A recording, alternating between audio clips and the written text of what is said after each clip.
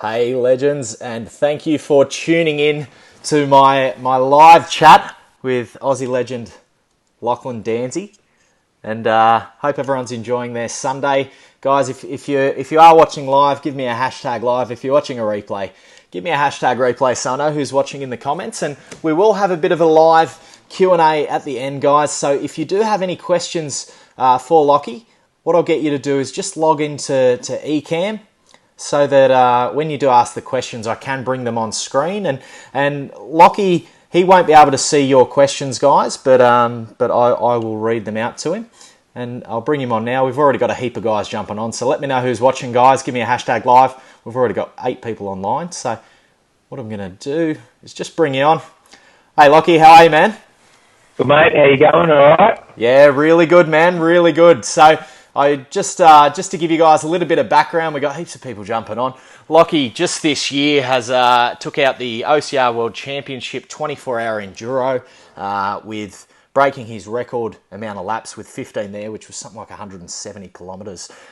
He took out the Raw Challenge 12-hour Enduro, and just recently last week took out the Bright Ultra, which is probably the pinnacle Spartan race for the year in Australia. So, mate, how did you pull up after the Bright Ultra, Lachy? Oh, sore, man. I was bloody sore. So I was like, it's different sort of the 24-hour race. The 24-hour race, I think in that one, you finish that, you got swollen feet and just a lot of tiredness.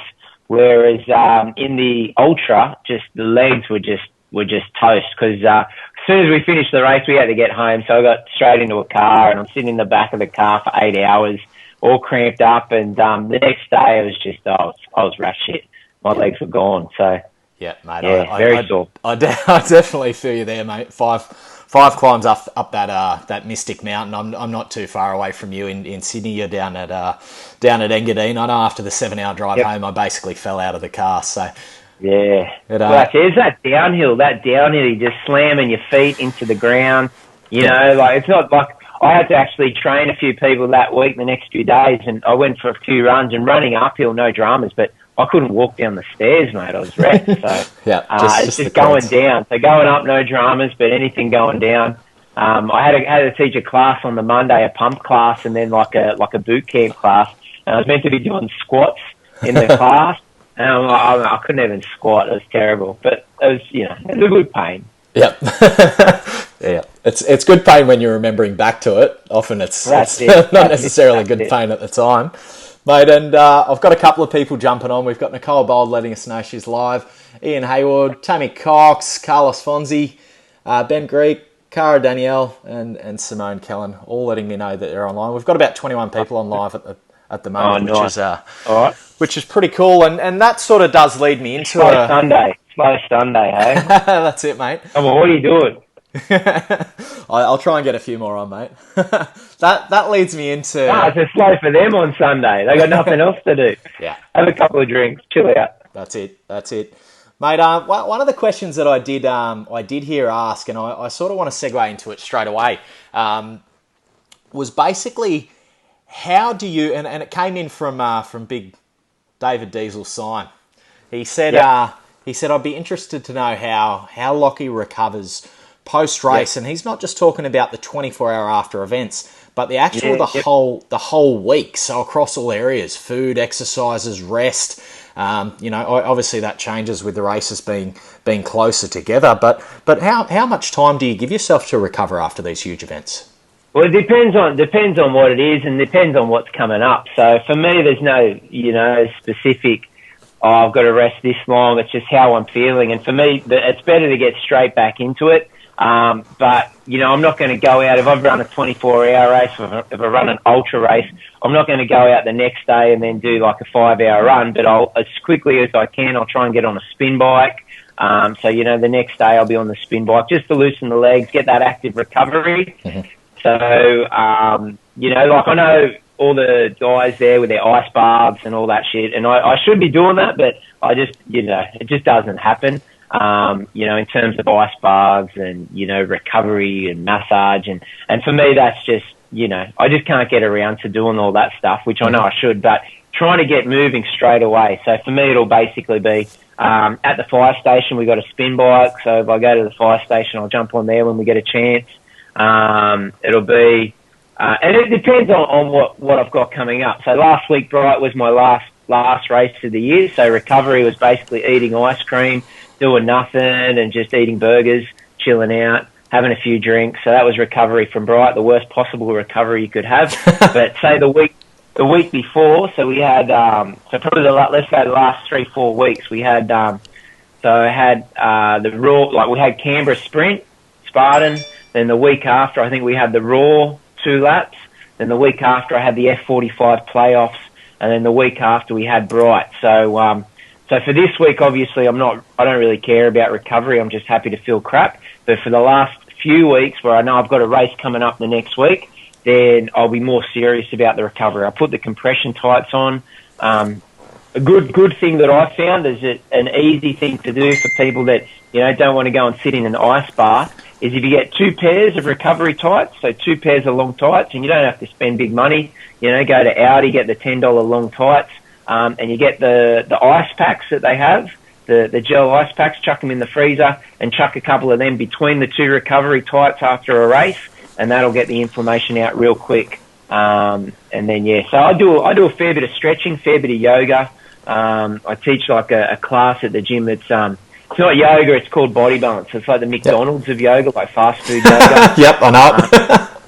So I do that, but that forces me, I've got to do stretching for that and doing that sort of stuff. So, but again, it depends on what I've got coming up. So, and what I'm training for. So, talking about, say, last week where we had the F45 playoffs, where you do a 10-minute, where you go 10 minutes as hard as you can, and then you got an hour before you do it again.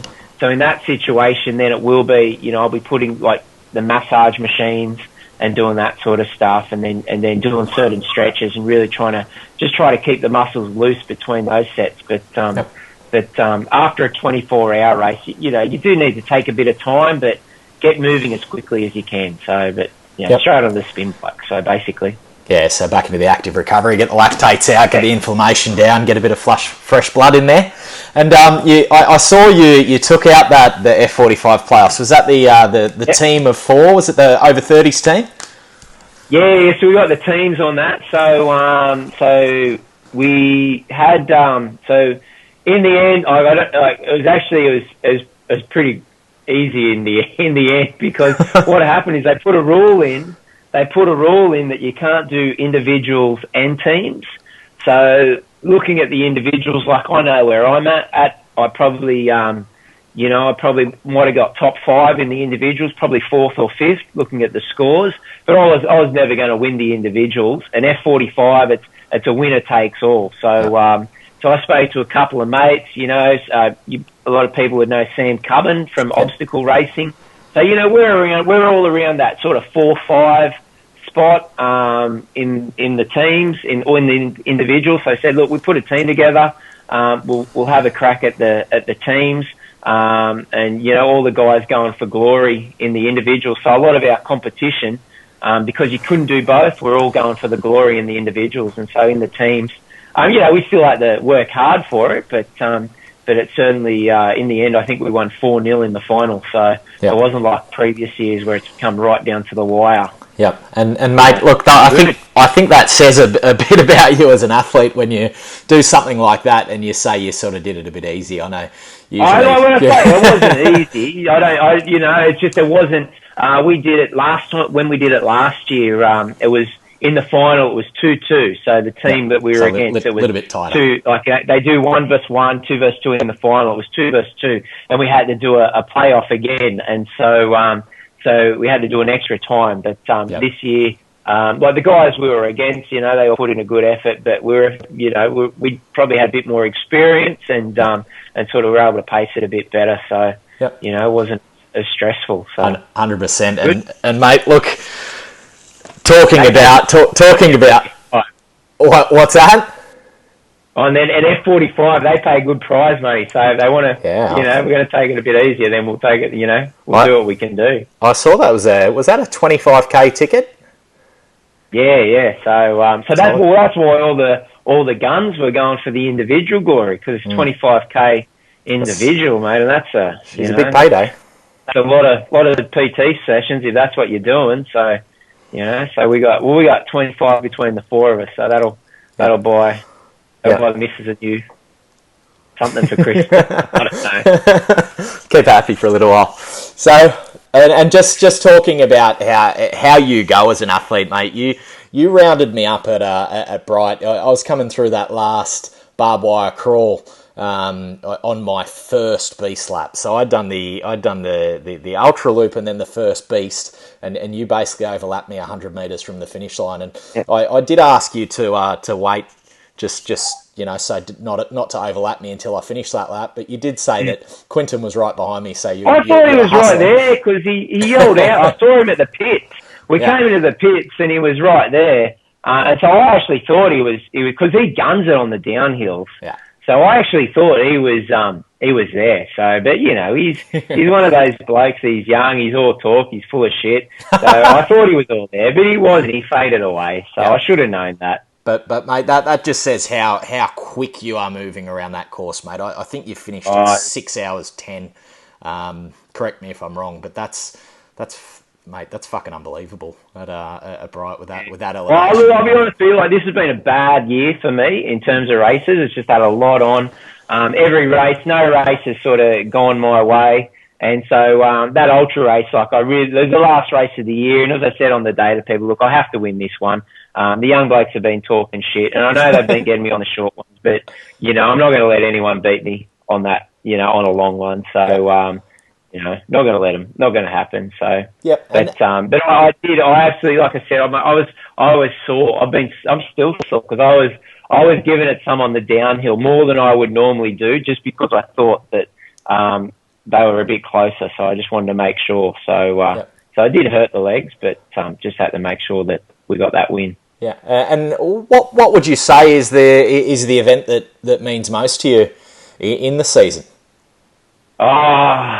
It's hard to say. There's no one event. There's no one event that's more important than the other. Obviously, the last few years with the 24-hour race, them calling that a world championship, I've sort of tried to do as much as I can for that. Probably whether it's, realistically, we know that the top guys in the world probably aren't there, like if Ryan Atkins was there, I think I'd be, they'd be doing 17, 18 laps. So I certainly wouldn't call myself a world champion, if those guys aren't going to rock up and have a go. But in terms of races, just there's no one in particular that's more important than another. This year I've sort of backed it off a little bit, and this year, I've spoken to people about this. This year's been my worst ever results in Spartan. Like I went 5 years without missing out on a podium, and then, in the Super on Saturday I got fifth. So I've never come fifth in a Spartan race before. So it's sort of it's the fact that this year I just haven't had the time to put the work in, but on the other side, it's also because the guys coming up have been putting in the work in, and so there's like a whole crop of guys now coming through and starting to push me off the podium, which is one of the short ones anyway. So yeah, and look, I've heard you say that, and in your I think it was your True Grit interview after doing the 15 laps, 170 Ks there, you did say it had been a little bit of a harder year. Training-wise, life had gotten in the way a little bit. But, not to take anything away, you're still breaking your own record there, but I have seen the gap closing with the guys, your Perizzolos, your McKenzies. Yeah, I know. Well, in terms of the 24-hour race, you broke your record, but last year, not this year, the year before, I stopped at 14 laps because I'd lapped the guy coming second 12 hours into the race. So the second 12 hours I'm not going to do more than I need to do. So I was definitely a lot fitter in 2018 than I was this year. But so this year I had to do 15 laps because we had both. We had Josh P, Trevor from America, and Josh Harvey. All of those guys were one lap behind, and so I had no choice but to do that extra lap. Yeah. But I think the year before, my times were definitely quicker, and but I was just I didn't have any stress. So how much of that was stubbornness, mate? How much of that was just because you had someone on your heels? This year, it's like that's a good thing about racing. Like I'm like if I'm going to rock up there, I'm going to do my best to win, and I think and again in terms of talking about fitness and that, with the True Grit, with the Enduro, that also comes down to experience, in that I've done more laps. I know that course. I could probably do it blindfold, that course, number of laps I've done. And so when you're coming into to doing something a little bit less fit than normal, then, you can sort of, you can compensate. Okay, I know I've got to have this. I know I've got to do that.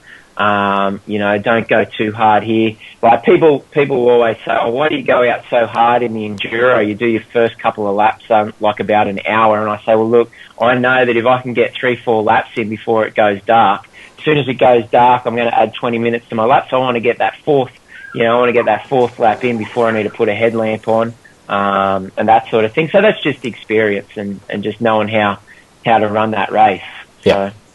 You know which parts you can go hard, and you're not getting gassed for certain obstacles, and obviously you know the most energy efficient ways to get over things as well. Like I know at the Raw Challenge, the 12-hour course, there's one board that the big 3-meter wall there. There's one board that you can climb if you know exactly where to go. So you do pick up those little tricks. Yeah. Talking about like that, I had no energy efficiency in that. I was spent at the end of that one. I've got to say, I always thought Liam McKenzie was a bit of a sort of a short distance, whatever, softy.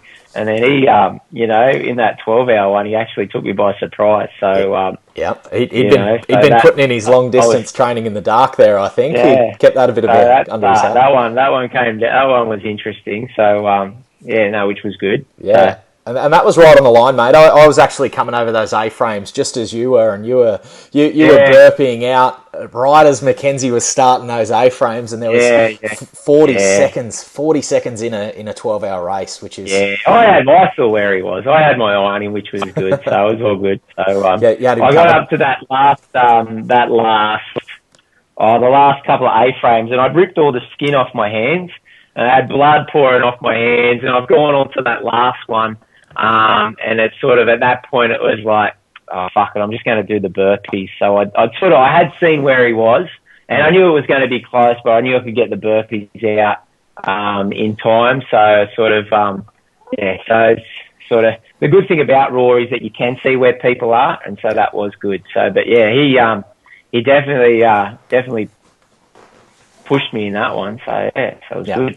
Yeah, and you say the good thing about Raw is you can see everyone. Raw is actually my favourite course. I'm not much of a runner, and I really enjoy obstacles. So that's obviously a lot. That's obviously a lot easier with the running, a lot more obstacle dense. It's right up my alley.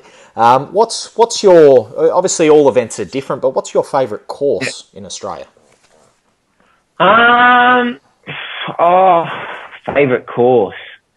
I don't really know. Everyone's different. Like you say, the Raw probably tests me more. Like I do more burpees at Raw than I do anywhere else. I do. I fell off in the 12-hour race on the gorilla rings. I think I got it the first lap or two.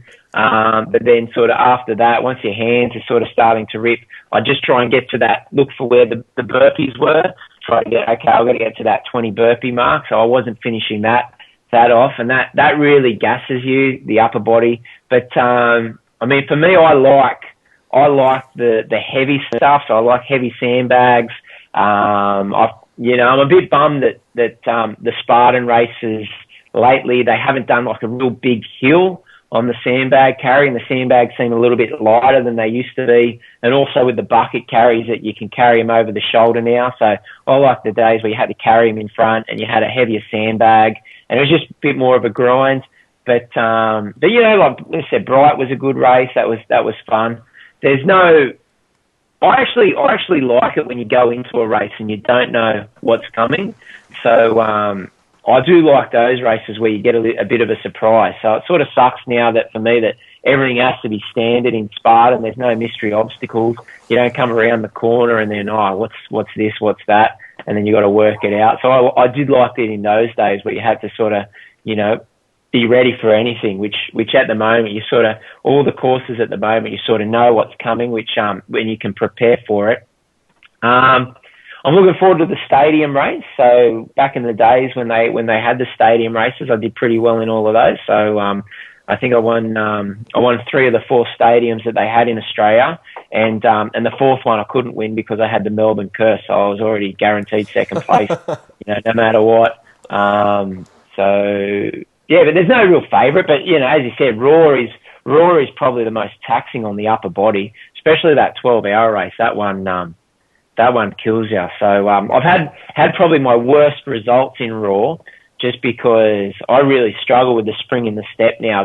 That last walked wall and that 3-meter wall, I get it sometimes and I don't get it other times. So the weird thing is for me on the 12-hour one, I think I miss it the first couple of laps, and then as everyone else is getting tired and they miss it, I start getting it. So I can't work that out. But yeah, mate. I think I've actually been the same the last couple of years. I've missed the first one, and then every lap, and I'm talking about the 3-meter wall every lap after I've got it. So yeah, I don't know. Like when you get a bit tired, you slow your run up down, and I don't know, you get more grip or something. But I don't know, some weird thing going on there. So. And I've seen you come up to that wall, and you sort of just. I've seen you never multi-attempt. You have one crack. And if you get it, you're over. And if you don't get it, you go get fucked, and then you go and do your burpees, and then you keep going. Well, that's it. I'm always gonna have a crack. I'm always gonna have an attempt.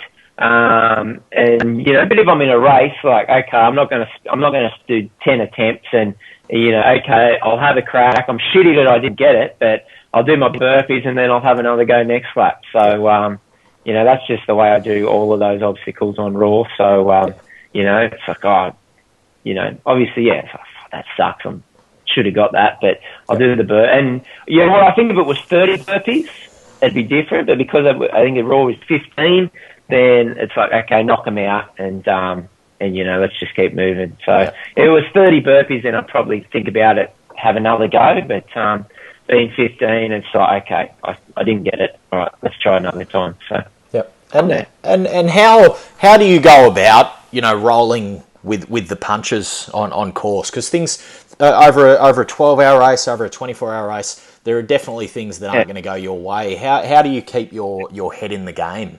Whenever you lap me on a 24-hour race, you're always pretty focused. You've always got a kind word, mate. I've never seen you in a bad mood on a course.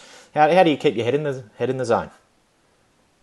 Well, what I do is I see someone, I give them a kind word, and then as soon as I'm 20 metres in front of them, start swearing at him, confusing him. No,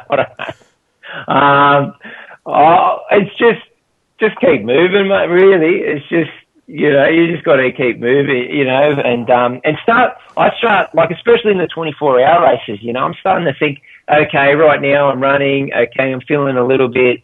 What do I need? Do I need some salt? Do I need something sweet? Do I need some sugar? How are my feet? Do I feel like I'm getting a blister? And I just start trying to think about what I'm going to do in advance. So if I know, okay, I'm 30 minutes out of the pit, all right, in 30 minutes time, I'm going to get into the pit. I'm going to be in a rush to do this. I'm going to be in a rush to do that. So let's just start thinking about things now. Okay, I need to grab a couple of extra gels in my pack for the next lap, and I need one of those things to be something salty. So I need to put a little Vegemite, something in there. Okay, I need to change my shoes now because these shoes are good now, but I'm starting to feel, that blister on that point. So I think my mind is always thinking ahead, and then keeping the head in. I don't know. It's just mate. I'm old. I'm just it's like, well, I've got nothing else to do. Just, keep running, one foot in front of it. I'm a very boring guy. Just keep grinding. I'm a very boring guy. So I think that's the trick. That's the secret. If you're a boring guy, you just, I don't know. There's nothing else to do but just keep running. Fair call, mate. Fair call. And you know, what you've said there, being able to look ahead and think in 30 minutes time I'm going to need this, that's the type of thing that just comes with experience, years and years of racing. Like I've noticed that I've started to be able to plan ahead with the enduros, but the first couple of races you have no idea what the fuck you're doing, and you're just sort of going with the flow. But how long have you actually been running OCR? I did the very first one I did was back in, I think it was the very first obstacle race they had in Australia. It was called the Tough Bloke Challenge. It was 2008. And I had a mate of mine, the ultra runners, the trail runners would have heard of Brendan Davies. He's won the North Face 100 a couple of times. Anyway, we were good mates. And he rang me up. Like, it was the night before the race. I'd seen it advertised. And so, this looks so fun. But I, had whatever, didn't go down. So, look, mate, I've got a couple of free tickets here. Some people I know weren't going. So anyway, I'll come on down. So I went down there, and we ended up. There was another bloke who was in front of us, and he smoked us. He was like a soft sand runner from Manly. I can't remember. I think his name was Stuart something, and he was awesome. But anyway, me and Brendan Brendan would get in front of me on the runs, and then I'd catch up to him on the obstacles. And anyway, we finished equal second. It was like another, like the start of the year with Liam McKenzie, me and him in that timing. The timing, we got the same time on the mat, but I think he got his foot in front of me on the line. So he was really second and I was really third. So, and then from there, did a couple of extra races, they had the Valley Stampede, did that when it came out. And so it's probably, for 5 years between 2008 and 2013, there were a couple of races. But then 2013 is when it really took off. You had the Spartan race coming out. You had Tough Mudder coming out. They had the Obstacle Course Racing League putting in races. And then from there, I've just been racing since then. So doing all the races on and off. So, yeah. So in terms of actual, how long have I been running? Well, it probably comes back to 2008 because before then, during my 20s, I was off overseas traveling. I lived in Japan, I lived in Canada, lived in America for a while. And it was doing different things, but was never anything like organised races. It was always off hiking, a lot of climbing.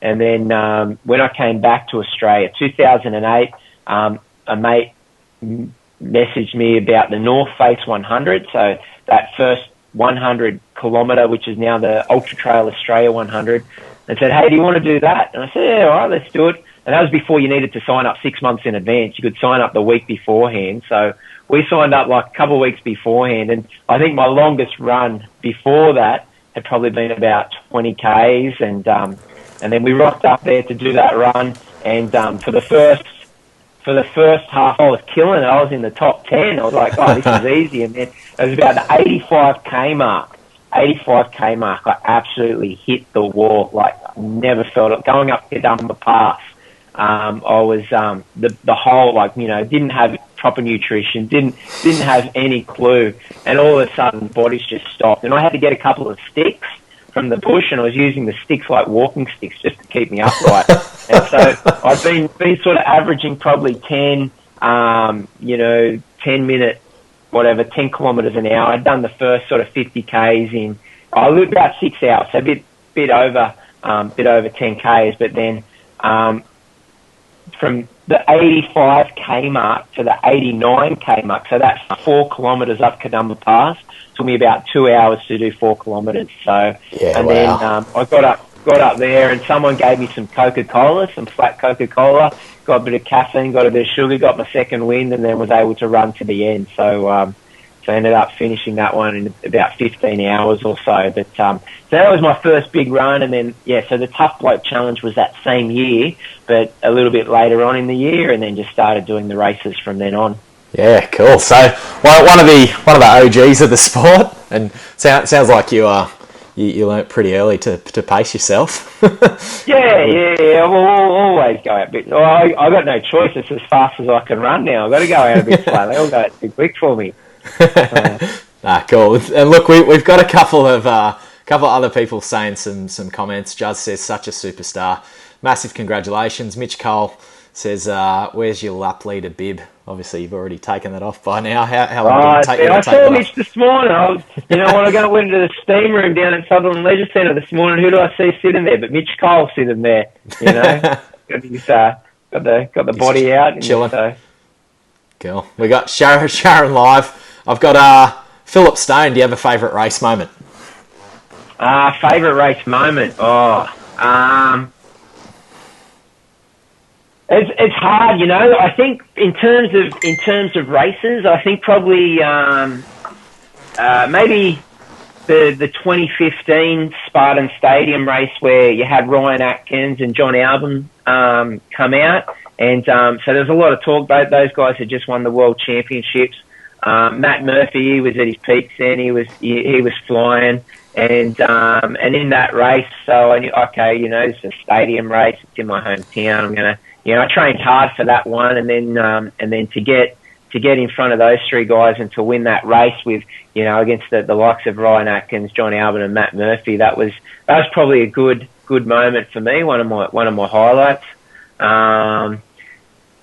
What else? Some good ones. Doing the Tough Mudder, the team event back in 2014. So we had Darren Clark, Deanna Blegg, Mick Crosley, so we did the Tough Mudder teams. We didn't get the win. We ended up second place, but I really think if things had gone our way, we would have got the win. Unfortunately, Darren broke his rib in the race, and we still held on to get second place. So doing that was a good moment as well. Just when you do things as a team for 24 hours and you battle it out, it's like a different vibe than doing it individually, as the people that have done those sort of events know.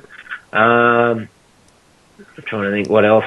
What are some other good times? Anytime I race Tony, I always like racing Tony. We always have good races, and sometimes I've had my terrible times when I miss the spear and he runs past me, but then other times when he's in front of me, I get the spear. So I always like racing Tony. I always know that against Tony, always going to have it's always going to be a battle whenever I see him. But yeah, there's sort of no. I'm trying to think of anything else that really sticks out. That's probably it for the moment. Yeah, and that's Tony Curtis you're talking about, and you guys are both in your 40s, which is makes the level that you guys are performing at is fucking incredible. And Tony's quick at his short game too. I think he. Well, this is, what I reckon. Like I know. And in the national series this year, like Tony, for me, Tony's the number one racer in the country at the moment. And I know, I didn't deserve to be on the national series podium this year. And no offence to Quintum and Liam, who got first or second, but I think they'll both agree the only reason Tony didn't win it was because he didn't make the first race. He had something on, but he won. I think he's won like his last 5 in a row. So he won. He won the Beast in Sydney. He won the Sunshine Coast. He won the Auckland Sprint. I know he's going down for the Melbourne Sprint in a couple of weeks. So Tony, I know, and Tony, yes, he is a couple of years older than me. So when people call me the old bloke, just remember Tony's older than me. And Corey's older than me as well. So Corey's got a couple of years than me as well. So I'm a young bloke, mate. I'm young. You got years in you, mate. How long do you reckon? Are you just going to keep doing this until you can't? I'll keep racing elite till age. And if Tony, as long as Tony's racing, I'll keep racing. If he can do it, then I can do it. So pressure's on, Tony. So if Tony keeps going, then I'm going to keep going. So. Yeah, awesome. And if mate, he races till he's 80, then bloody, I'll race till I'm 80. So yeah. And mate, you talk about that moment in 2015 at the stadium race with Atkins, Albon. These are the guys. These are the best in the world. And last year talking about True Grit. This year at True Grit, I think Trevor Psycho's come in second place. He just took out. I think Josh got him. Trevor was third. Josh was second, I think. My apologies. He came in third place. Trevor just took out World's Toughest Mudder last weekend when we were all at Bright with 100 miles there. So he is definitely one of the world's best as well. So you say racing OCR World Champs, some of the best in the world weren't there. Have you considered taking it to them on their stage? I went over. I raced. I've done a couple of races overseas. Last year I went over. I did the APAC Championship in Malaysia, and in that race, I was in the lead halfway through the race. I thought I was going to win, and then it was like 40 degrees, and they told me, there's heaps of water on course. You won't need a pack. I stupidly didn't take my hydration pack, and there was water on course, but the Russian guy, Sergey, he just stormed past me. I just hit the wall, something bad. And then a guy from India, I think Sanjay was his, I can't remember. But so I've gone overseas. I did that. And then a few years ago, I did I've done the World Champs in the Spartan Race World Champs. And I didn't like that race. It just didn't work out for me, that race. I think couple of things. I always start a bit slow, and over there they had it was like 200 people, 300 people in the first elite wave, and so everyone takes off at the start, and they went straight into single track running, and so I was way back, and then they got to the single track and everyone was walking, and it was already all over in the first K. We got to the first obstacle and there's like a 2-minute wait at the monkey bars, and so I haven't really enjoyed racing overseas. I went over and I did do the Tough Mudder as well individually in, I think it was 2015. I went over and did that. And that race was one I booked really early. And then, a couple of weeks before the race, I got as sick as a dog. I hadn't done any training. I actually didn't want to. If it was in Australia, I wouldn't have done it. But the fact I'd already paid for the airfare, I paid for everything. I'm going to go over and do it. But from the start of the race, I felt shit, and it was just, and so the guys that come over here and do it, it's hard traveling, especially, if you're a professional and you can take a week or two off, but, when you've got jobs and, you've got commitments at home, and if you're trying to fly somewhere the night before a race, you got to have time, and it's hard to travel overseas and do that. So if you've got the time to go and acclimatise and do a bit of training there, then it's a different thing. But that's not me, and that's not anyone, I don't think, in Australia. None of us have we don't make enough money to this to be professional racers or anything. So if you've got, other jobs you got to do, but I don't think I'll be going overseas anytime soon. But in saying that, there was talk that hasn't been confirmed yet, that the World Champs for Spartan will be in Dubai. And if it is in Dubai or Abu Dhabi or somewhere, I might go over, maybe. Yeah, awesome. Maybe. I have no desire to go back and do, run in the freezing cold of Sweden I'm not going to go and... I look at the Sweden 24-hour championships, and that just seems miserable. That just seems like a horrible day out. I'm not going to Sweden to go and freeze my balls off. But if they have the World Champs in Dubai, then maybe I'll go over there. Yeah, awesome.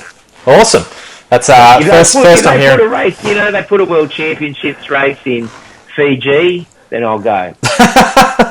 So if it's in a really nice holiday destination, you consider it. Exactly. I don't want to travel to bloody, wherever it is. I've never been to Atlanta. I've got nothing against Atlanta, but and it's probably a beautiful place. But the Tough Mudder, I don't want to go to Atlanta. I don't know. It just doesn't seem to me to be a destination I'm in a hurry to get to. But if I can go to, they put it in Costa Rica, and then I know after I don't know what Costa Rica's like, but you do the race and then you can go sit on the beach and chill out in a hammock and have a couple of, cold beers and relax after the race and have an actual holiday, then maybe I'll go do it. But yeah, Spartan Hawaii, mate. Take the family over. It's beautiful. It's beautiful. I might, but I'm not going anywhere. Shit, I don't want to go there. Yeah, fair call.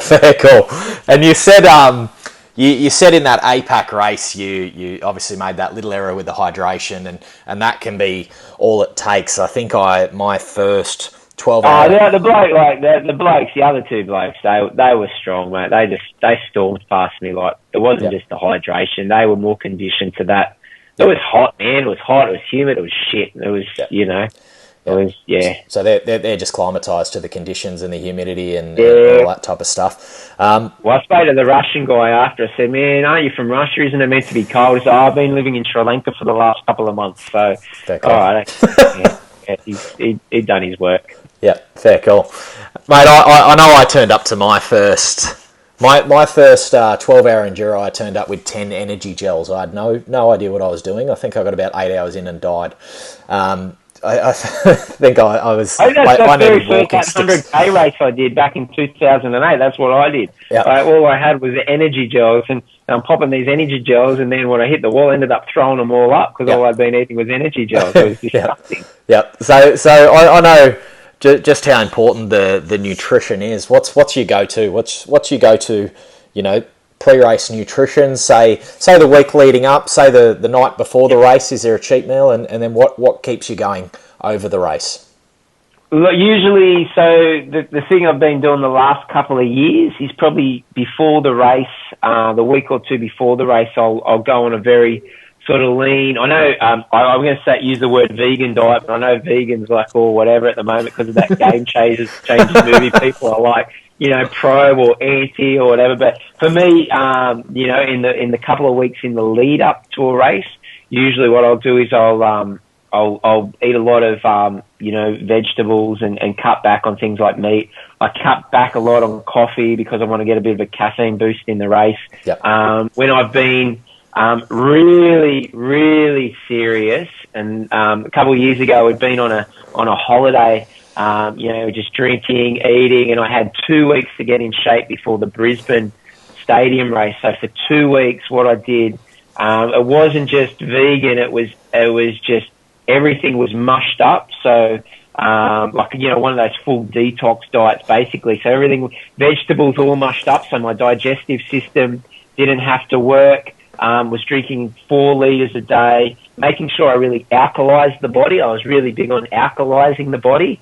And so that worked for me. I lost about 5 kilos in the 2 weeks, which I needed to do, and felt really, really good for that. So usually before a race, and depending on how serious I am, I'll try and do that. And I think, you know, I know at the moment, as I said, this Game Changers movie, I see people just, you know, all these keyboard warriors on Facebook going nuts. Oh, you know, James Cameron owns like a pea protein, whatever, and you know, which is fair enough, whatever. But I think when you say, okay, for this time, I'm going to be strict with my diet. It's not just whether it's vegan or vegetables. What it is that because you've committed to being strict with a diet, then you're going to cut out shit and you're going to eat less. I think, you know, and you're going to eat better. So it's not whether it's vegan or whether it's paleo or whether it's keto. It's just, okay, I've made a commitment to doing something, and, you know, I'm going to be, if I have to be restrictive, then that's the key. So anything before a race that you say, okay, I'm going to be a little bit restrictive here, is going to, you know, stop you from, you know, I mean, this probably isn't, this is red water, by the way. It's like, this is what, so, you know, things like that before a race, just really trying to be mindful of that. A couple of little things that I do that, you know, work for me is beetroot powder.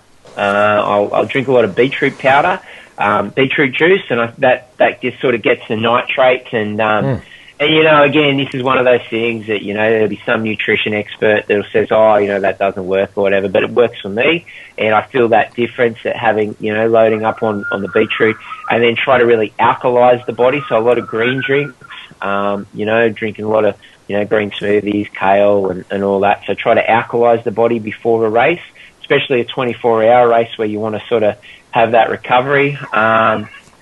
In terms of other things during a race, nutrition-wise, just, you know, having both sweet and savoury. So, you know, like I'll have like the goo chews or whatever. I don't really like the gels too much. If I'm going to have some sugar, it'll be like more of a chomp, a chew.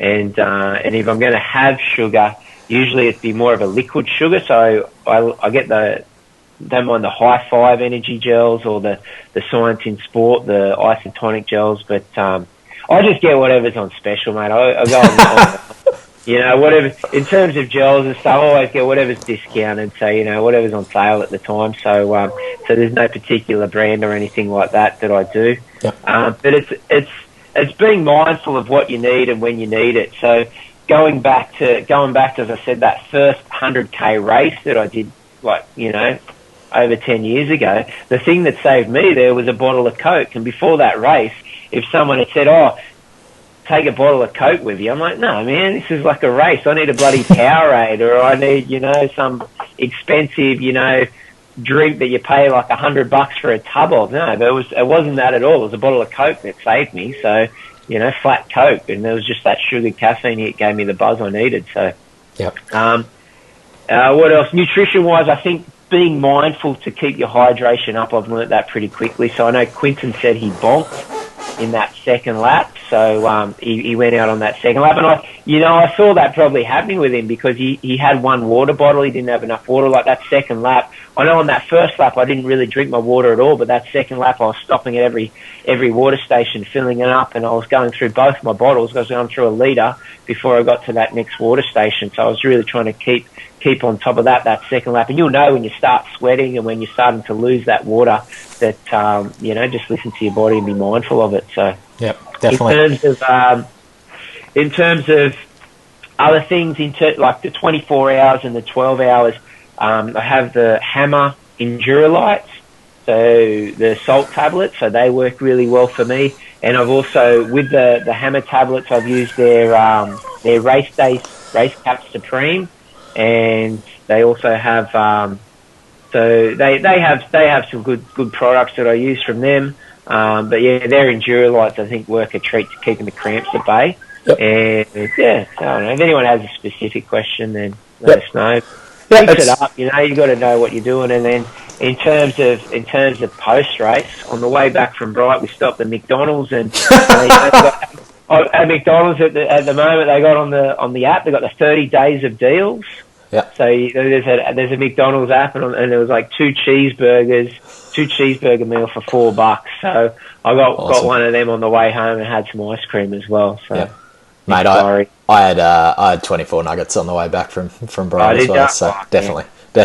But burgers and ice cream's usually my post race. Yeah, that's it. But mate, it sounds like you're just talking about eating clean, just staying consistent. Yeah, exactly. Try different gels and stuff until you find what works for you, and over time you're going to build that experience and work out what works for you and learn to anticipate what your body needs. I actually tried.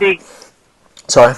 I do think that the idea of alkalizing your body, so not necessarily, whatever vegan or whatever, if people want to do that or not, but alkalizing your body before a race is a good idea. So so that helps with recovery. That keeps the lactic acid at bay. And so, people can do their own research on that, but on what that means. But I'm trying to have an alkaline diet as opposed to an acidic diet. I think that does help with racing, especially long distance. Yep, agreed. And one of the new sponsors I've seen since Canberra, I believe at Bright as well, was Alka-Power water. Yeah. And I actually spoke to the owner. He told me he was going to email me across. I've got to follow it up. He's going to email me across some stuff. So I'll do a little bit of a write-up about alkaline water and what it does. But yeah, definitely helps balance out the lactic acid. So I encourage people to look into that. Yeah, cool. All right, mate. So we've got another couple of questions. I'll try and get through them. To let you get back to your wine on a Sunday afternoon, mate. And oh man, I miss Jim. I'm cool. Cool for a chat. And mate, you said it was just red water, but mate, you also said you were done for the season, so you can drink whatever you want as far as I'm concerned, mate. So I had a question from Matty Probes, who I think you had a PT session with a while back. Yep. He said down the gym the other day, so yeah, lovely bloke down in Engadine as well. So he said, "Hey, Lachy, what's your favourite Spartan?" And we did sort of already cover that. But what's your favourite obstacle? What's your least favourite obstacle? Least favourite's the spear throw. Like that's cost me in the past, in like the number of times when I was in the lead of a race and I missed that bloody spear throw, back in the days when it was the tyre was worse. Now I like that it's a bit easier now, and I think, spear throw's easy, and it should be easy because, when they had that tyre, there was a lot of luck involved. Like, I got it sometimes, I missed it sometimes. I hadn't trained any more or any less than, from one time to the other. So I do think that it's good that it's a bit easier now. I mean, they're always going to have the spear throw in it, but I hate that obstacle, and I just, because it's, there's luck involved. It's luck. And for me, the favourite obstacles is anything that is heavy, hard and grinding, and I'm just going to see all the little guys that run 5 times faster than me. I'm just going to see them crumble and cry and just get crushed. And so I used to love the big, heavy sandbags.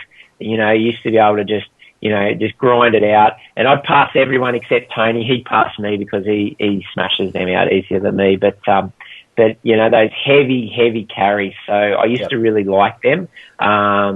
They're sort of, they don't sort of seem to be going that path anymore. They seem to be going away from that, which is, a little bit unfortunate for me. But that's the way it is. So that's my favourite. The ones that just test your strength endurance. Yep. So. Yep. And your mental endurance too, where you just sort of at the point where you're thinking, fuck it. Yeah.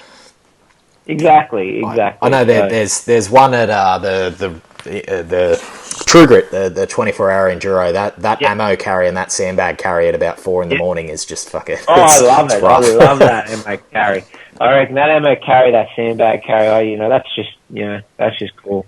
Yeah, I'm just cruising through them. So and look, coming as one of the OGs of the sport, one of the guys who's been around the longest, you're seeing the shift in the sport as it becomes more standardised. Driving towards the Olympics is what they say, and look, going from a 7K to a 5K race, 14K to a 10K, I think that's standardising to world running distance standards. Yeah. I get that, but we are seeing the obstacles become a little bit easier as well. I know the Bright sandbag carry was definitely the easiest I've seen in recent years, and I know that wouldn't be coming from Paul. That would be coming from SRI. So how do you feel about the sport becoming easier? Oh, well, it is what it is. Like, I'd obviously like to see it go the other way, but it's a bit. We all know it's a business. They got to encourage. If they don't have people coming and doing them, then it'll fade out. So so I'd love to see. I'd love to see them. Okay, you got to run the 50 Ks with a sandbag. See you in 20 hours. Yeah, okay, all right. I'd love to have a go at that and see what happens, but it's not going to happen. So it is what it is. I understand it, and so I'd like to see. It is what it is. It doesn't suit me, but that's just me being selfish. Like, I prefer like sort of longer, heavier, harder. That's just my sort of my bag of tricks, than shorter, faster, quicker, but. I think it comes to how conditioned you are too. I did my first Spartan trifecta at Bright a few years ago, and that was the hardest thing I'd ever done. This year I did a 4-hour Hurricane Heat and an Ultra trifecta, and it was easier than that trifecta was years ago. So as you get stronger, things seem easier, even if they might not be. You've just changed a little bit, but cool, mate. If you're that if you want to hurt that much, look into Death Race, mate. That's absolutely brutal. Yeah, that's Joe Cena at his finest. Yeah, no, I one day, but again, it's like I'm not going to go over there and do it. I don't know. Don't want to hurt that much. No, that's it. Cool. We've got another couple of comments. Corey's watching live. Donna, I think he's like Farlap. My husband equates Lachy to Wicks in the modern age. Winks, sorry. Oh, I haven't won as many this year, so definitely got a few losses on the bags this year. So yeah. Hey, we've got Did you say Corey? Did you say Corey's watching live? Corey James Ryan is he's a young fella. Okay. So Corey if it was Corey Brock, because he's older than me. I just want everyone to know that he's older than me. And all right. While we are talking a little bit of smack, Quinton's just thrown up. Don't tell me that clown's on there. Did you see that clown, mate? He wore a bloody beanie. What an idiot! Who wears a beanie in a 50k ultra race? Like, I thought the guy was from Canada, where it's like minus 20 degrees. Okay, I understand. You know, he's seen his mate Ryan Atkins running in Sweden in minus 20 degrees. Oh, Canadians wear beanies. Okay, so I'm going to wear a beanie as well. I'm going to emulate Ryan Atkins. Quinton, in Sweden it was minus 20 degrees, okay? That's why Ryan was wearing a beanie. It wasn't minus 20 degrees in Bright. It was hot. And you're running in the middle of the day. Your brain is fried. He's just lost the plot, that bloke. It's all for the Instagram, mate. It's all for the gram. I know, exactly. You want to look cool. Want to look cool for his mates back home. So he just said, hey, Lachy, what type of nappy is your favourite to wipe your tears up at night from knowing you let the younglings beat you? So you got it right here, mate. Right here, prepare. This one's it's a Baby Love Cozy Fit. Beautiful. All right. There you go, Quinton. No. I got time for Quinton here, talking about nappies. So, you all right, mate? You want to show Quinton? Your nappy? Actually, I'll show him later. Quinton's already seen this, so he's already seen it. So, yeah, say hello. Hello. Hey, buddy. And that's your little one, mate. So that's the little one. Born this year, and that was the reason why the training was a little bit slower this year, as you told me earlier. We had a lot going on this year, so we moved. We had start of the year was a bit rough, so we moved house at the start of the year, and so that didn't quite go to plan the way it was meant to, and so a little bit of financial dramas, and so I was working like 3-4 jobs, and no training, and had to dig up all the obstacles, and then. Mum's been pretty sick this year, so there was no training for that. But yeah, so this fella's as well. So he's there keeping us busy. So which is good. It's good. Oh, definitely good, mate. Definitely. It is what it is. It's like we haven't done the hours that we used to do training. Used to probably run. Like last couple of years, I'd run probably 4 or 5 times a week. If I was recording stuff on my watch, I'd be probably at least 50k a week, up to 100k a week I'd be running. And now this year, if I do 20ks, it's that's a big week at the moment. So yeah, it's just different. Yeah, and life gets in the way, and as you said, mate, the other sport as well. The other coach. Is that Rocky? This is Rocky. Rocky. I follow him on Insta. Here he is. Easy. So they're both here. the running coaches. And Quinton's just laughing, mate, at the nappy comment. So good. Another one from Timothy Oliver. I haven't seen Timmy for a while. Does he still do races? Mate, I haven't seen him for a little while. I'm sure I've seen him this year somewhere. But he just asked, do you have a coach? Yeah. He knows because he's got the same coach as me. So he's just talking a bit of shit, Timmy Oliver. He's just on there to talk. So we've got the same coach, me and Tim. Rocky trains Tim as well. Awesome. Rocky comes and is Tim's running coach. So yeah, nice. All good. Peter McKim's picking on you. He's saying you were soft this morning, Lachy, with no burpees. I know. So Pete, for those who don't know, Pete won the over 50s in all age in the super sprint and the beast on the weekend. Wow. And then on the Monday, like I had a couple of classes that night. I have so it's called Power Hour. So it's like it's like a boot camp sort of class. And Pete, you teaching? It's like, but Pete said, I'm not going to be there on Monday. And it's like, yeah, that's all right. It's like, well, I'll be there, but I won't be doing much. And he said, actually, I might turn up just for a laugh. So he rocked up, Pete, after doing all 3 races, and he was in there. He was doing the squats, he was doing the lunges, and I was the one that was doing nothing. My legs were gone, and he was smashing them out. So Yeah, But awesome. he's right. I had a class this morning, and like a metafit class, so that's like a lot of body weight sort of stuff, and I was doing nothing, so I We're was just chilling. you know, Sunday. yeah, I was chilling. It's a day of rest, mate. It's okay. That's it. That's it. So, and Mitch is just picking on you, mate. He's saying Lachy should drink more often. You're a barrel of fun when you do. So, Well, I don't. You know what I did with the Ultra this time? So, so I got a little sniffle going on. Sorry, excuse me. you're right, mate. Just blowing my nose on my kid. So, with the Ultra this year, so in the Super, it was all like, oh, no, you're eating good, and had my fancy whatever vegan like sloppy pre-night meal. And then I got fifth, and I've never come fifth before. Like I said, in 5 years, I've never missed out on the podium. And then this year, I've got a couple of fourths, and now I'm fifth. So Saturday night, I was like, fuck it, and I had a couple of beers, and then anyway, I won the Ultra. It was all right. So maybe it's what I should have been doing all along. So maybe that's the new tactic. So carb on up. Maybe it's just relaxing, mate. When you relax, you perform better. You don't get in your head as much, which means you keep. I think I saw a Instagram post of Nicole Miracle on the Spartan, the chick that wins all the Spartan races in America. Yeah. And they had just a clip of her like the night before the world champs having a drink, having like a red wine. It's like, it just relaxes me.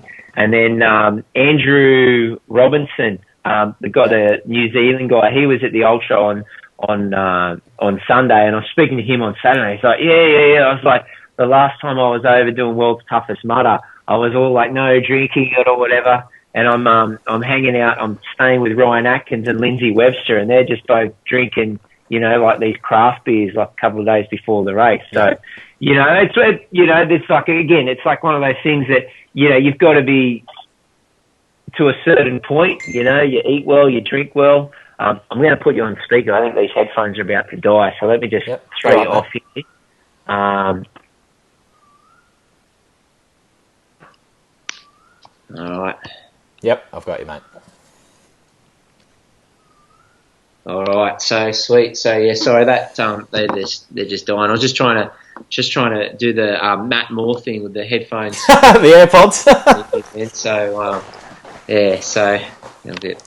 So yeah, you got to, if you relax, it's a different thing as well. So you got to sort of chill out a little bit, not take things too stressful. I think that's that's a huge thing. Like once you are up at that level, having a beer the night before might affect you 1-2%, but being relaxed, that's going to affect you a lot. If you're going intense and with nerves, that's really going to be to your detriment. So yeah, it's also getting that, if it helps you have a little bit of sleep the night before, whatever. So you got to do that stuff as well. So yep. Yeah. Yep. Awesome. I've just had Mitchie just say, be great to see Spartan sponsor our top elites, market them so they can go race. Yeah, mate. It would be awesome to see a little bit of sponsorship coming in for the sport as it grows, as it attracts more people.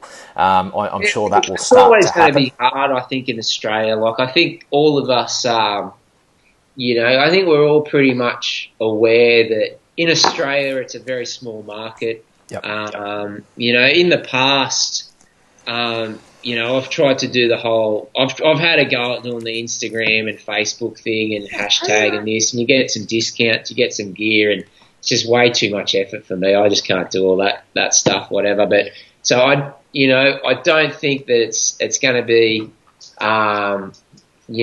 big enough that we just don't have. Did you just burp on TV?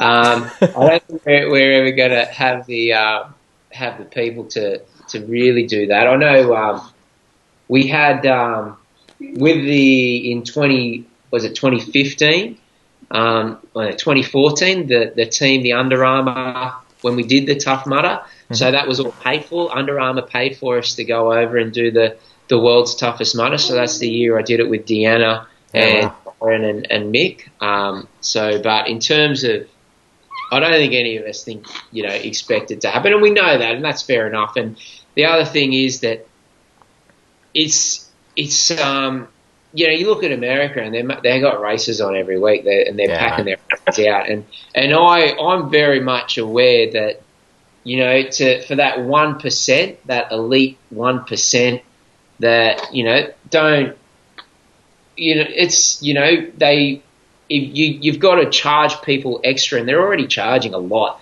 It's already expensive to do races, so they can't really charge any more, so that they can cover the cost of sending a few people overseas to do races. I don't think that's going to happen, but that's all right. It's one. What I think they need to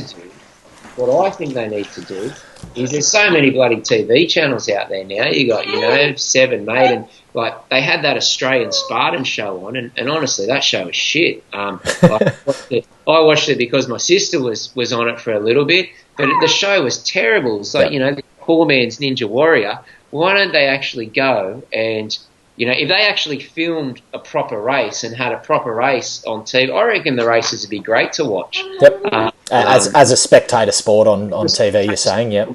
The true grit enduro, things happen in that race, and if you put it on TV, then that's going to get a bit of sponsorship going in there. Yep. And look, we had 2 weeks ago, as I said, we did the F45 playoffs, and for the F45 playoffs, they put up massive prize money, and they had it on Foxtel and they had it on KO. Yep. But look, in all honesty, it's as boring as shit. It's a 10-minute circuit. Everyone's doing the exact same thing. It's not good to watch. But it was on Foxtel, it was on KO, but they've just got an awesome marketing team that was able to promote that and to push that. And for some reason, I don't think any of the obstacle races seem to have been able to do that. Yep. A true grit for the enduro, if you could get a couple of cameras out back, you could edit together an awesome thing for TV, I think, Yeah, I couldn't agree more, mate. And money follows attention. Exactly. If people are watching. I do obstacle races, so, obviously I'm biased, but, man, I'd much rather watch a bloody obstacle race than a marathon, Agreed. Yeah, watching someone run and swimming, watching people swim laps up and down. I'd much rather watch something where you're going to see people wiping out on monkey bars and going through all the spectrum of emotions and that sort of stuff. You could put a good show together, but if they do that, then they might get a bit of money into the sport. They'll be able to get some sponsorship. They'll be able to send people overseas. They'll be able to get the top athletes over here. But someone's got to get them. It just takes one person really good with marketing to do it, and so that's what the F45 have done with a 10-minute circuit. So it's just none of the obstacle races have been able to do that yet with a much better product. So cool.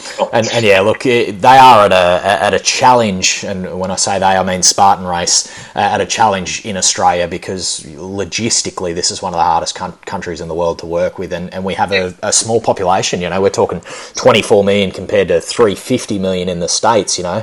It's obviously a lot easier for them to put bums in seats at races overseas. So definitely. Yep. Well, they got the stadium race coming up in February. I mean, like, that's going to be they've already got cameras set up everywhere in those stadiums, so they could switch some cameras on and just go get your mate at some there's like video editing places everywhere that'd be able to put together an awesome show. So maybe they put together the people at Spartan, they put together something and send it off to, I mean, how many bloody TV channels are there now crying out for a little bit of content that they're putting on a poor man's Ninja Warrior and advertising that as Australian Spartan. So, they need some content out there. So and make it more about the sport instead of the Australian Idol backstory bullshit that they do with reality TV.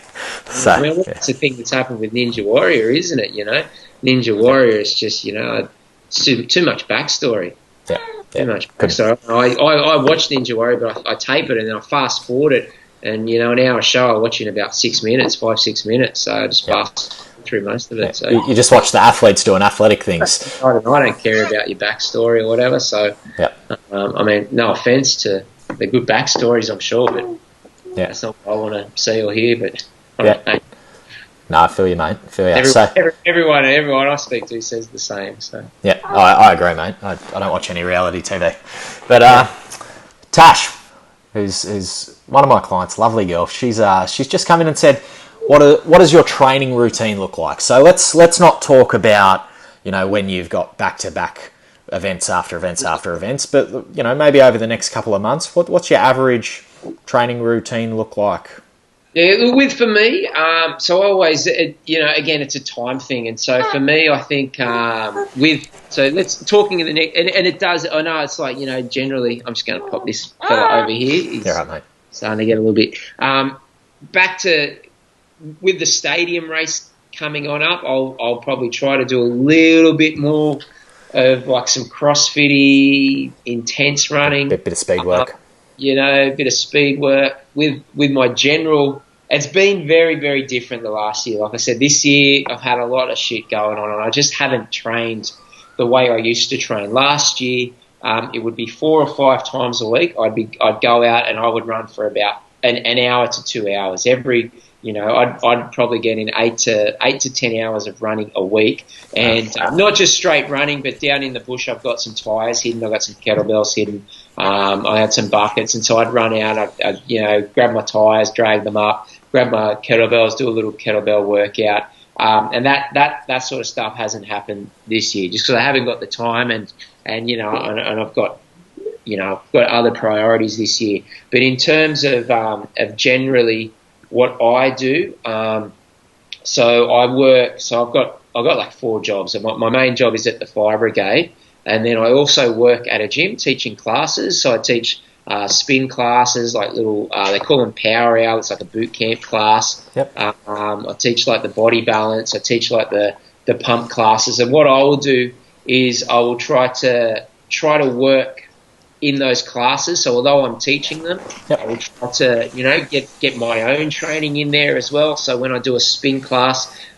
this week, like I taught spin on Monday, and it was actually pretty bad. I had the fake ones where you have the resistance really low, and you tell everyone and you do the fake turn up, and I wasn't turning up. So but generally, like I will turn it up and try to get my own training in there.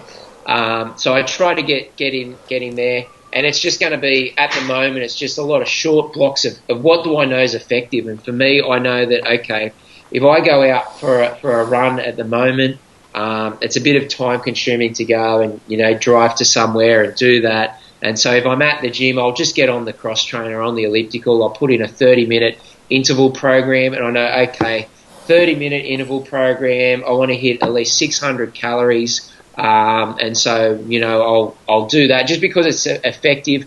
Sitting on a cross trainer is not the most exciting thing in the world, but it's effective. And for me, for time, if I can do that twice a week, then that's a good thing.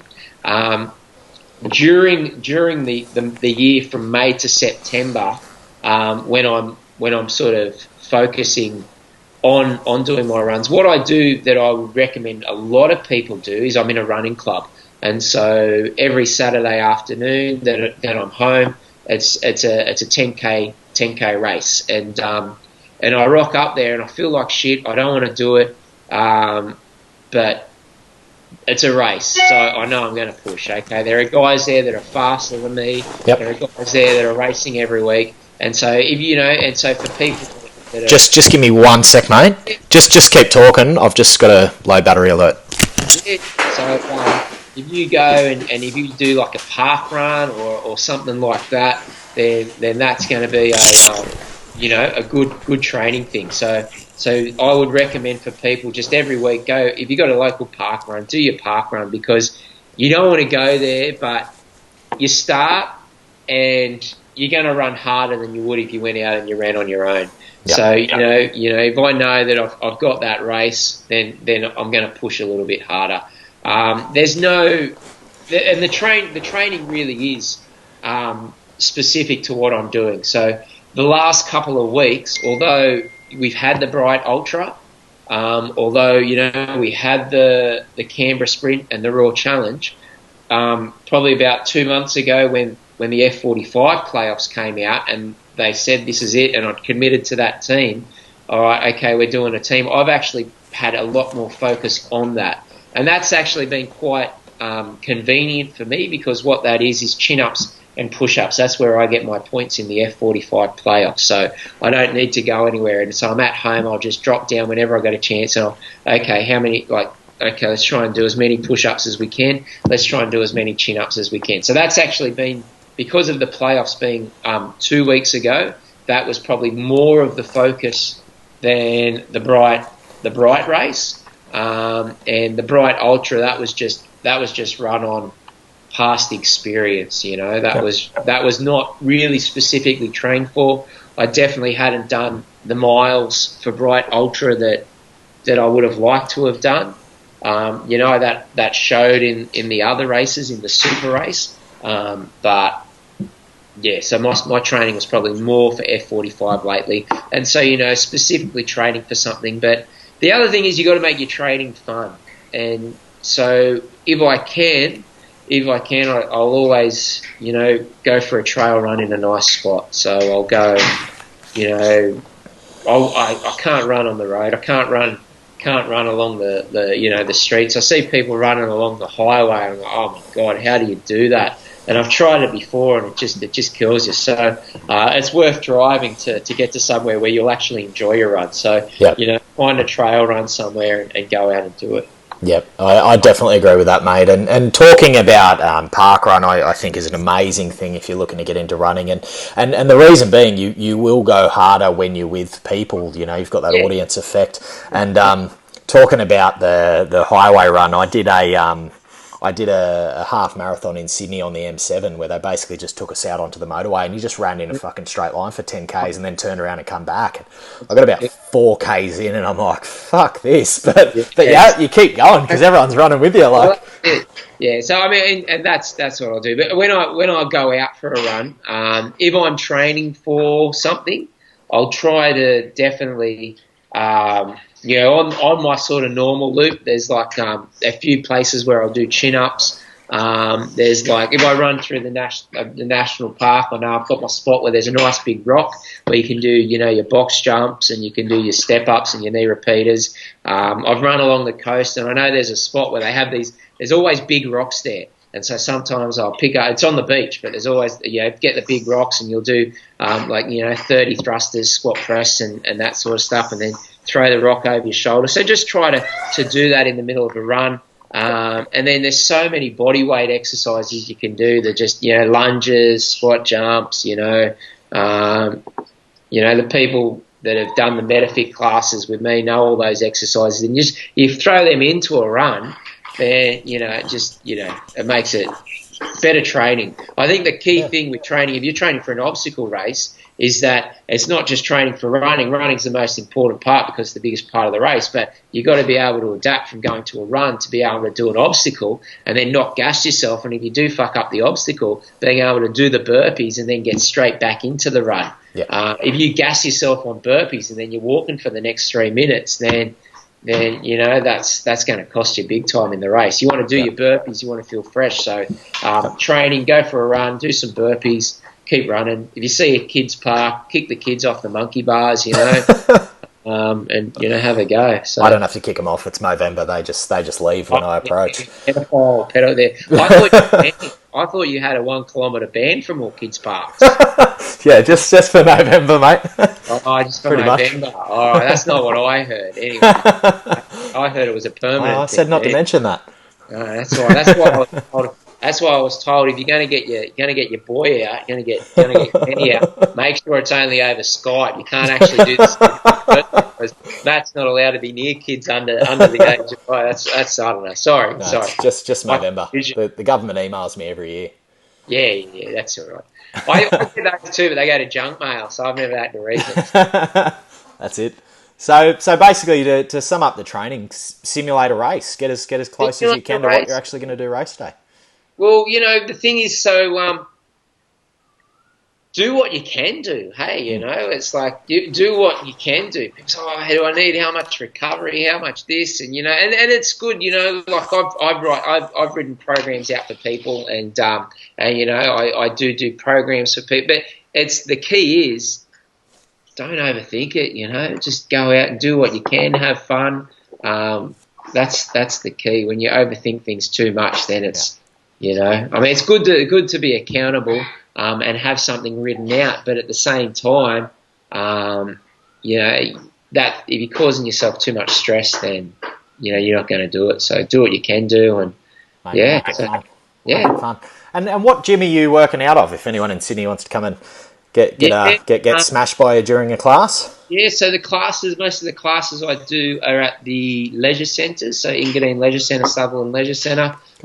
So Mitch and Pete, and there's a few other guys doing the Spartan races that go to those gyms as well. So they all see me down there. So so there's a few different classes down there. So down at Sutherland and Engadine. Nice. I might come down for a session with you one day. Yeah, mate. Yeah. Let us know. Yeah. Cool. And 2 pieces of advice, mate. You've obviously been in the sport a long time, probably one more than anyone else in the sport.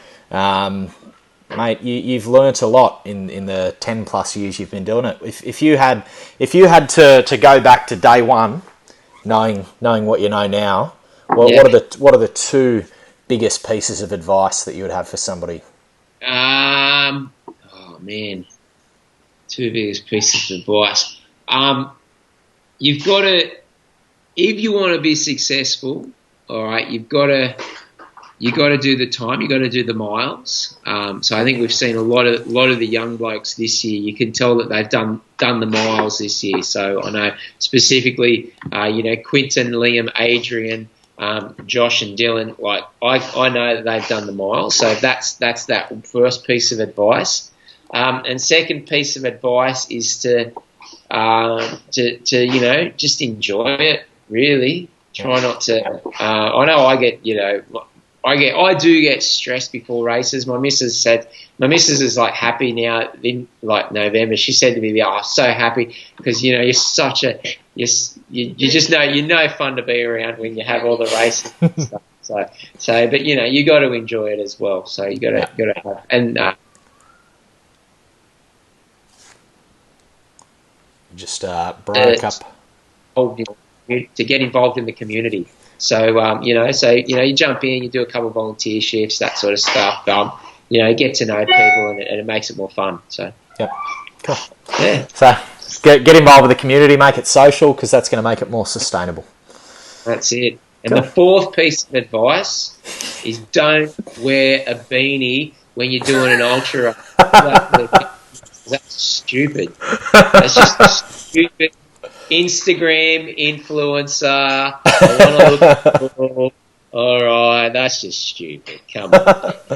Wet and dicks. That's it. All right, I've got one more question from Mikey. Yeah. Mike Spiteri. Let's talk injuries. His specific question is, how does he overcome his injuries before committing to the next race, or do you just commit and just race? How do you know when to stop? Injuries, mate. Do you get them? Do you push through them? Look, in all honesty, if you're not injured, you're not trying hard enough to be. If you're going to get over, once you're over 40, you're always injured. There's always something wrong. But it's just a matter of dealing with it. It's that I haven't gone into a race feeling perfect for since 2008. Probably 2008. I haven't got any injuries. There's always a niggle. There's always something going on. I do quite a lot of mobility work. So I'm get a roller. I get a massage ball. I get on that, a couple of times a week to do my stretching. Like I say, I do the body balance, which is like that fast food yoga. Floss bands. So I got the floss band here. So I don't know if people have seen floss bands before. It's like the CrossFitters will use them. But what it is, you'll get the blood flowing into injuries. If you're interested in floss bands, just YouTube floss bands, where that's like a cheap piece of equipment that that helps with getting blood flow into spots. And mixing things up. So like I say, I do spin classes. So this week, my body's wrecked, my legs are sore. I'm not going to go and try to run and run it out. I'll get on a spin bike where it's like a lot less impact. Yep. I'm still getting a workout. I'm still ticking the legs over, but I'm just not pushing the body as hard. And then going to the gym, and you know, like I've had a lot of dramas over the last couple of years with the heel spur. And it's just never going to go away. Like I've had that for years, that the heel spur, ever since Tough Mudder in 2014. And so for me, if I do a lot of impact, then that flares up. So I'll get on the elliptical, I'll get on the cross trainer, I play around. I wear a lot of different shoes, you know, like if I race, I've been racing in the IROX that Matty Murphy sells, but if I'm going to go out and do a training run, I'll chuck on some Hockers or some big fat Salomons that have the cushioning and just like a high mileage shoe. Yep. So I won't run and race in like I won't train in the same shoe that I'm going to race in. Yep. I'll train in that really soft shoe. So yeah, because that's obviously keeping your joints a little bit healthier while you're doing the longer miles, and then you're in the more responsive shoe for the race where you can perform. Yeah. I've just got a pair of, when I was in Bright, I picked up a pair of his VJ Maxes, so I haven't tried them out. They're a bit more cushioned, so, you know, train in shoes that have a bit more cushioning in, you know, get on the cross trainer or the spin bike at the gym and take out that pressure from the feet. Awesome. And Quinton's just come back and said the beanie keeps the crazy in. So there's a method to the madness, mate. Mate, the crazy, like he lost the crazy. He's crazy. Look, you know, he lost it in the Super. He should have gone. You know, he was. I don't know. It's just weird. Who wears a beanie in it? I think we're all a little bit crazy, mate. I haven't met anyone in OCR who isn't a little bit cracked. I think to want to go out and run for 24 hours or something like that, you've got to be you got to have at least one screw loose. It's got to be boring, mate. Like me. You know, I've got nothing else to do. I don't watch reality TV. I'm like you. I lie. I do watch reality TV. I like Survivor. It's a good show. But other than that, man, what else are you going to do then? You know? Yep. You know, stay home and watch The Bachelorette. You might as well go and run a 24-hour obstacle race. Hey? Yep. Agreed, mate. You're not going to sit at home and watch Australian Spartan. Like, that show is, you know, terrible. Mate, I've watched 5 minutes of it. I watched. On there, hey? I don't know. I watched Chris Woolley's run. He posted on Instagram. He actually was just over in San Francisco this weekend. I think he finished 1 second behind Killian for fourth. Yeah, he's good. He's going to be. I tell you what, he's going to be the stadium race in February. Yeah, he's going to be hard to beat. He's like going over there. He's raced all there, but you know. I was a little bit, I got to be honest with you, I was a little bit at the Canberra race, so I got fourth there. Adrian won it, then it was Woolley, and then it was, and then Dylan, and then me. But Chris, and I've always had this thing that I've at least always been the best Spartan racer at my workplace, you know.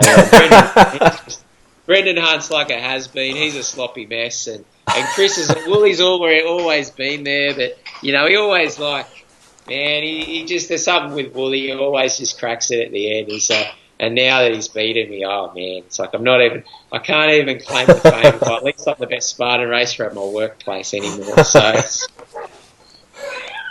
Things are tough, things are grim. You've got a chance at redemption in February, mate. You can take that title back off him.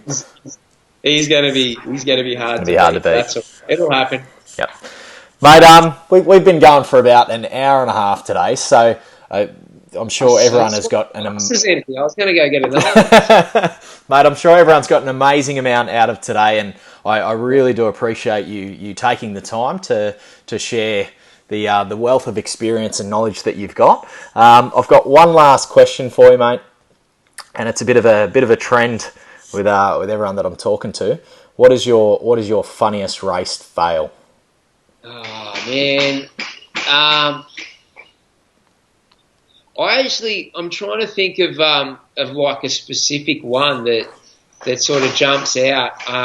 And you know what? Really, there's nothing that does jump out like crazy like bad. Oh man, what have we got? Crazy race fail, funny race fail. You know, like this isn't really funny, but the Tough Bloke Challenge back when they first had it the first year, I hurt my hand. They had it on the Saturday afternoon, and then the Sunday morning. And I did the race on the Saturday afternoon, and I hit my hand, and then I had to go and work night shift that night. And I was like, something's not right here, and so I had it all strapped up, and we did the race again on the Sunday morning. I actually won the race on the Sunday morning. I was like, my hand, I can't work, and it was I didn't think I'd broken my hand, but I'd broken my hand. I had to go when I got X-rays that week. It was all whatever. So that day, I had my hand all strapped up like crazy. I had like a whole roll of blue kinesio tape, and Will Lind, I don't know, Will Lind, he's like a blast from the past, but he put this thing about me being the Terminator because I was all strapped up and all racing like that. So it's not really a funny thing, but just, I don't know. It's not really funny, is it? It's just I broke my hand. I had it all strapped up. But you basically won the race with the broken hand, is what you're saying. Well, but yeah, I think those blokes were just, I don't know. I didn't know it was broken, so it wasn't really broken because it's all mental, Yep. So it wasn't really broken because I didn't know it. If you know it's broken, then it's then you're gonna let it slow you down. Good. If you don't realise, then it's not a drama. Yep. It's all up here. That's exactly. So that's all right, mate. You've keep the crazy in, then that's all. Mate, you've still got a lot of years in you, mate. I'm sure you can come up with something. Next time I speak to you, hopefully we've got a funny story. But yeah, there's stories of Tony slapping me on the arse. He loves an arse slap, Tony. But is that as he's passing you, mate? Or? Yeah, usually when I'm doing burpees, he always likes to give you a slap on the arse. So I don't know. That's And mate, there's awesome camaraderie with the guys in this sport. It's a really, really cool sport to be a part of. All the guys, there's a lot of characters and a lot of really cool dudes. And women. Like the Quinnans and that. I don't know about that, mate. We'll see if he's got his beanie on next year, mate. Yeah, you learn his lesson. Yeah. It depends on what his mate Ryan Atkins is doing. If Ryan Atkins is racing in Dubai, I guarantee you he won't be wearing a beanie. So Quinton won't wear a beanie. That's a good point. Right? If they're doing a race in Sweden, then, Ryan's wearing a beanie, so I'll wear a beanie. So I'm surprised he didn't wear a wetsuit as well. But That's a good point. And, mate, we'll leave it there. Cheers, buddy. It's been an absolute pleasure to talk to you. Will you be at the Melbourne Urban Sprint? No, I'm not going to go down for that. I'll next one. I'll be at the stadium, but I won't be at the sprint. So awesome, mate. I'll actually miss the stadium. I'm going to do the hut to hut with Max and Joe. So I'm going to go and die at Mount Buller. You'll be right. That'll be good times, mate. That'll be good times. Too easy, mate. And cheers for the chat. You enjoy your Sunday wines, mate. And we'll catch up soon. Will do. All right, buddy. You take care. Thanks, buddy. Enjoy.